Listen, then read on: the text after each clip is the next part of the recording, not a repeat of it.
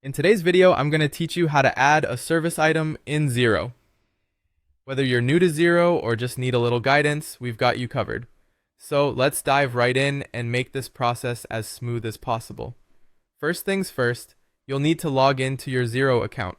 This is your personal hub for managing all things financial, so make sure you're on familiar ground. Once you're in, take a look at the top menu. You'll want to locate the Business tab. Click on this, and you'll see an option for Products and Services. Go ahead and select that.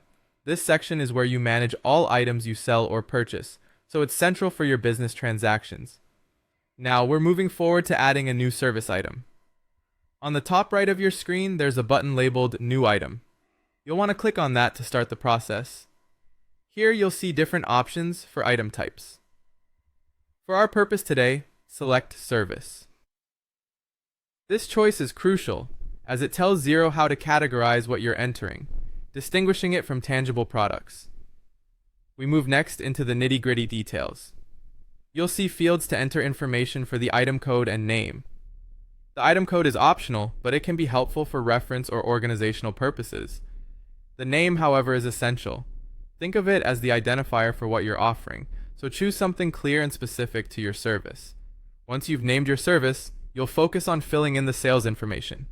Make sure you check the box that says, I sell this item. This action is critical because it marks the item as a revenue-generating service. Then, you'll need to enter the description, which is a brief explanation of your service. It's a great opportunity to add any necessary details that might help with invoicing or client understanding. Right next to it, you'll see a space for the unit price. Be sure to input a fair and consistent number here. It reflects how much you charge your customers per unit of service. Lastly, in this section, select an appropriate income account. Commonly, this might be your sales account, as it tracks your income from selling goods or services. While the sales information is mandatory, there's an optional section you might find useful. Purchases information. If you want to track costs associated with this service, you can check the box that states, I purchased this item. It helps with managing and understanding your expenses linked to service delivery. Finally, the last step is simple but vital.